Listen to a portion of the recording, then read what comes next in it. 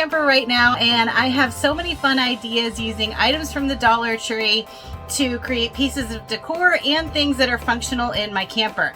Now don't worry, if you don't have a camper, these things can also be used in your home.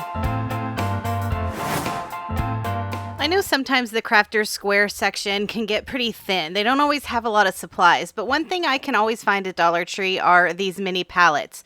I wanted to create some solar lights to set on the picnic table outside of our camper, so I grabbed 8 of these mini pallets and also 2 of the solar lights from the Dollar Tree. They have a bunch of different colored tops, but I went with the bronze color. Sometimes when I'm creating box shapes, I find it's really hard to get the corners right. So I laid my T-square down, and there's not a lot of surface area on these pallets to add glue to, but I was able to add some hot glue to 2 of the crossbars, and when I tucked it into the corner of my T-square, it gave it a nice square shape. Now I use the Gorilla Glue sticks here, and I've always had good luck on wood with these. They always have a good hold for me, but if you haven't had good luck, you might want to try using some wood glue here. Sometimes I do a wood glue, hot glue combination, but like I said, since there wasn't a lot of space on the palette, I didn't have enough room to add both glues. In order to make my box even more sturdy, I went through and added hot glue in each of the corners on the inside just for a little extra security. Since there were crossbars on the inside of the pallet at the top and bottom, I was able to add glue to both sides, and that really held this up. I even set this outside to charge the solar lights up, and it's been really hot here in PA, and none of my glue came apart. I needed to create a base for at the base of my solar light. I have these wood squares in my stash. I'm not even sure where they came from. Maybe Amazon, maybe Temu. They're super thin, but they're 5x5 squares, and they were a little too big to fit inside of my solar light. I measured mine, and I cut mine down to 4 1/4 by 3 3/8 of an inch, but I would take a measurement of your own first just to make sure that it'll fit inside. And again, because those crossbars are inside the pallet, this was able to slip right inside and just sit on top of those. Now these solar lights come in a few pieces. There's always a tab here, so if you want to check yours before you leave the store, you can pull that tab out, and if you put your hand over the top, you can see if it works or not. I'm not going to need the stake part of the solar light, so I just took that off, and using a combination of E6000 and hot glue, I wanted to make sure that this was really sturdy on that base that I had created out of that piece of really thin wood. So I'm using the E6000 at the bottom of the solar light, and I placed it in the middle. I held it there for just a second, and then I got my hot glue out, and I started really piling it on around the outside just to make sure that it had that long-term, short-term hold. And like I said, I added a lot of hot glue around the edges here so that it would have a little bit of a buildup and be more sturdy. Now the tricky part with this is you have to let it sit for a little bit so that that hot glue has a chance to cool so that it doesn't wobble over. And you can see even after the light is connected to that platform, it slips inside of that box really easily. And this is great too because if something happens to that solar light, it can easily be replaced. Now there's a ton of different ways that you could choose to decorate yours. You could even leave just the natural wood because I do think that these palettes are a really pretty natural color, but I wanted to darken mine up a little bit and have more of a rustic feel. I'm using the Antique Wax by Waverly. A lot of times I like to apply this with a baby wipe because it kind of eliminates a step, but I really wanted a deep dark stain this time, so I'm applying it with a paintbrush, and this is also helping me get into the nooks and crannies. This took a little bit of time because there are so many small spaces, and I really wanted to cover everything, including the inside of this, so that none of that light wood would show through. Now, if you don't want to take the time to do this, like I said, you could leave the wood plain, or you could spray paint it, and I think it would help get into those nooks and crannies a little bit easier. And you can see I did go through with a baby wipe, taking off some of the extra, and I did go through and start applying it with the baby wipe, but once I realized it wasn't quite dark enough for me, I went back through with the paintbrush again and applied a little bit more. Once my stain had a chance to dry, I took some white chalk paint and I started dry brushing over the edges. I concentrated more of the paint on the top and the bottom of the box, and I just ran it lightly through the center. This gives it that distressed look that I really like. I wanted to give my box a little more character, so I dug around in my craft stash and I found some of these little stencils that have leaves and flowers on them. I took one of the stencils that has just a few leaves lined up, and using that same white chalk paint, I'm going to stencil over the box the whole way around to essentially create a border using this little mini stencil. Now, because I'm not afraid of a little bit of paint getting under my stencil and having the edges look a little blurred, I didn't bother taping this stencil down. I was just holding it in place with my fingers and pouncing the paint onto the stencil to bring out that design. Now, if you'd like more of a clean design, you might want to think about actually taping the stencil in place and then really taking your time as you're applying that paint. But like I said, I don't mind if it has a little bit of blurred edges. I think that looks really good. And I really like the monochromatic look of having the box distressed with the white chalk paint and then also having the stencil done in the same chalk paint. Even though it's the same color, it looks different because it's thicker when you put it on with the stencil. So once I had the border created the whole way around the box, then I went through with that single leaf and I just added a few in the corners of each side.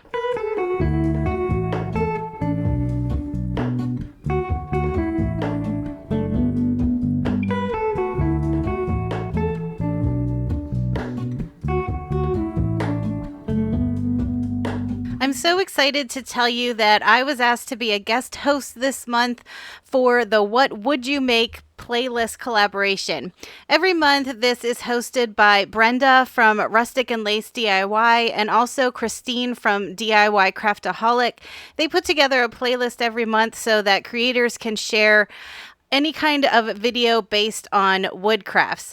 Now, you guys know that I have a big stash of Dollar Tree wood products that I'm trying to work through, so this was the perfect challenge for me. Make sure you check out the description box below because I'll have links to Brenda's channel and Christine's channel, and there will also be a link to the playlist so you can get all kinds of inspiration for any kind of wood crafting you might want to do. Thank you again to Brenda and Christine for hosting this every month. I'm really excited to be a part of this. Now let's get back to crafting.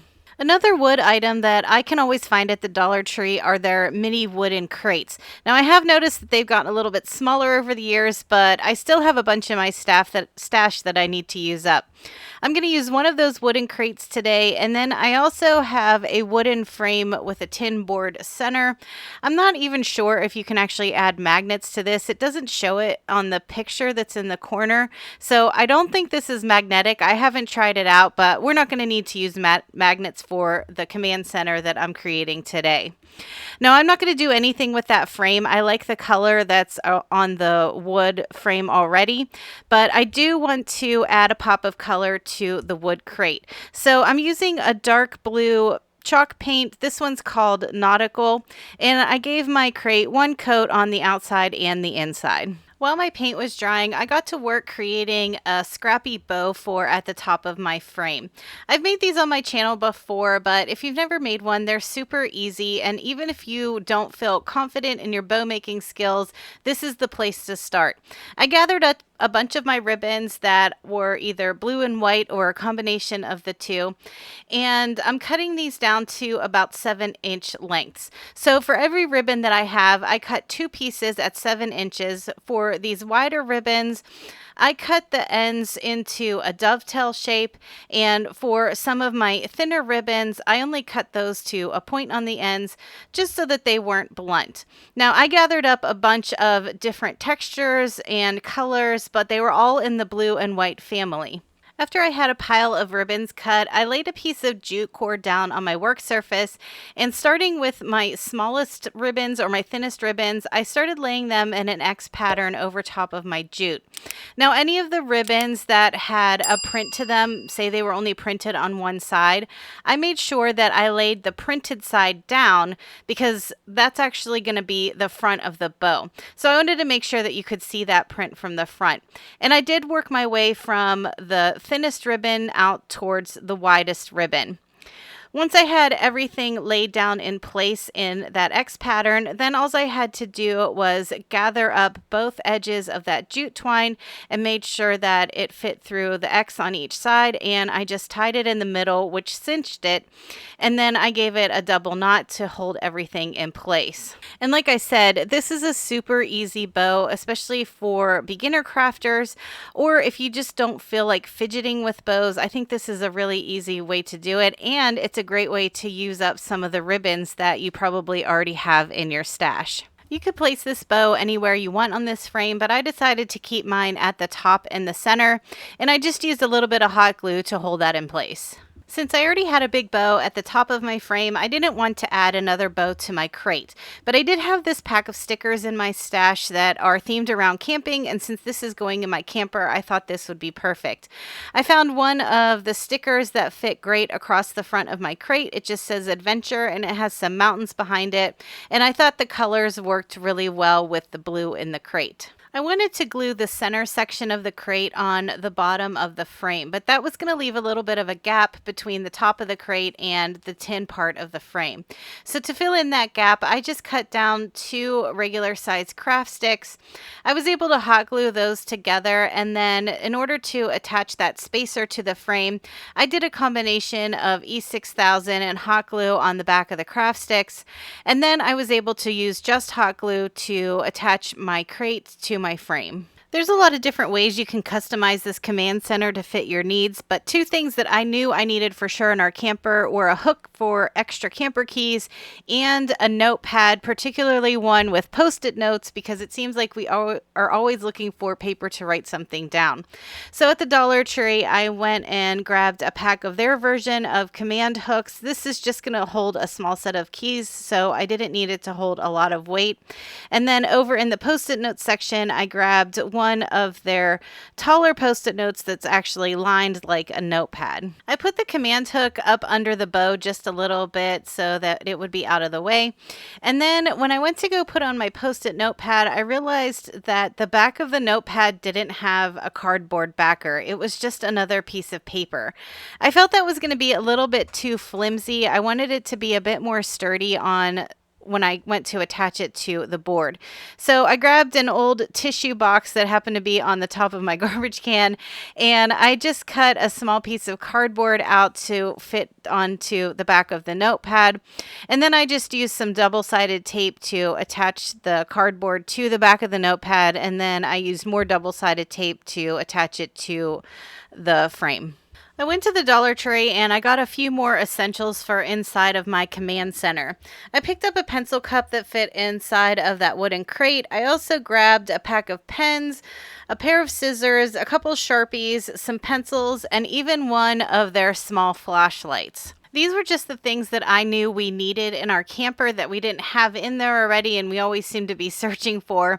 So the great thing about this is you can customize this to whatever your needs are, whether it's for a camper or just in your house. I wanted to show you how well that mesh pencil cup fit inside of that wooden crate, and then everything else fit in it great too.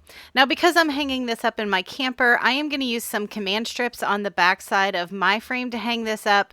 But if you wanted to hang this up in your house on your refrigerator maybe, you could use some magnetic strips and just attach it right to your fridge.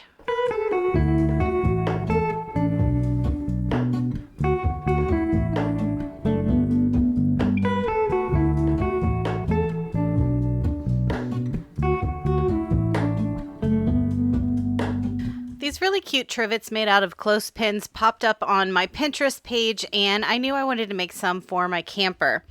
Now, I'll leave a link to this blog down below since this wasn't my original idea, but I just wanted to show you my twist on it. Check the packaging for the clothespins when you're at the Dollar Tree, because for some reason, some of the packages had 54 clothespins in them and some of them only had 32, and they're the same price. So make sure you grab the bigger pack while you're there. Each of my trivets only needed 23 clothespins, so out of one pack of 54, I was able to get 2 trivets. I started by taking a bunch of the clothespins out of the pack, and I just gave one of them a twist, and it helped pop that spring out because you want to take these clothespins apart in order to create the trivet. So this takes a little bit of time taking all of the little springs out of the clothespins, but like I said, you'll need 23 for each trivet, and I found it was easier just to get it all over with in the beginning so that I could move on to gluing my clothespins together.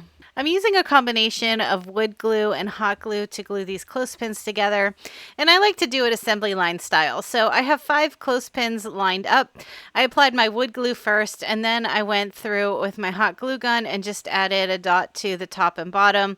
And then I sandwiched on another clothespin, and these are going back to back to create this pointed shape. So like I said, I like to do this like an assembly line. I start by putting all my wood glue on a few, and then I go through it with my hot glue and get all those together. And this just helps it go a little bit quicker for me. Once I had a few of these little clothespin bundles created, then I started attaching them to each other. And I'm using the same wood glue, hot glue combo again. This time I laid my silicone mat down because I knew I needed it on a surface as I was gluing them together so that it would stay flat. Now, because of the pointed shape of the clothespin bundles, this is what will help form that circle. You don't have to worry about putting any kind of curve in or anything like that. As long as you line all of the tips up, it'll start curving on its own. So you can see once I had a good many of my clothespin bundles glued together at the tips, it formed this circular pattern that we're going to use for our trivet. And then when I got to my last little clothespin bundle, I had to apply wood glue and hot glue to both sides of it so that I could slide it right in between. Now, like I said, I used my silicone mat here because I really wanted this to lay flat, and I knew some of the glue was going to ooze out from the other side, and this just protected my work surface.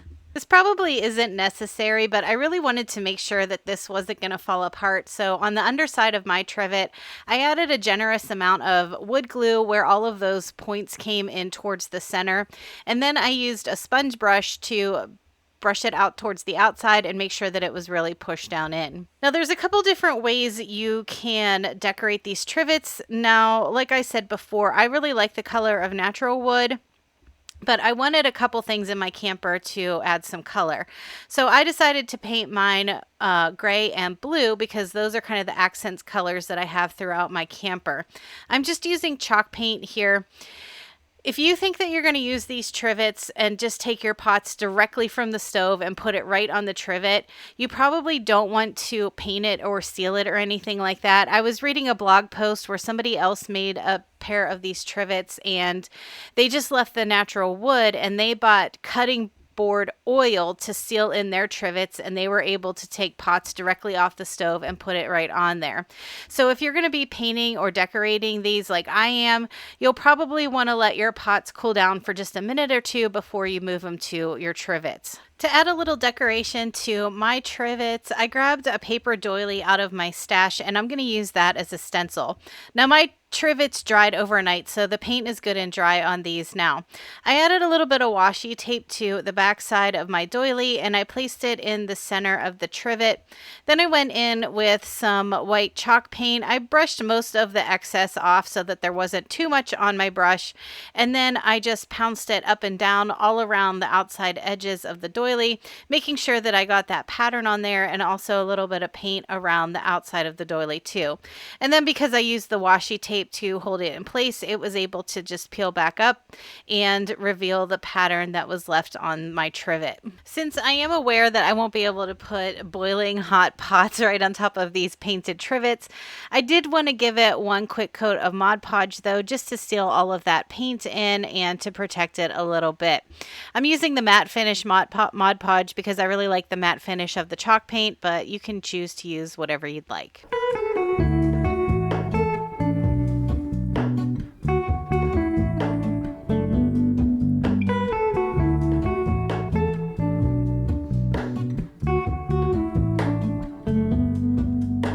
thanks so much for coming to hang out and craft with me again today. Make sure you check out the description box for the links to the playlist of the What Would You Make collaboration, and also make sure you check out the links to Brenda and Christine's channels. All right, everyone, I hope you have a great week. I hope you found some inspiration with these DIY projects, and I'll talk to you in the next one.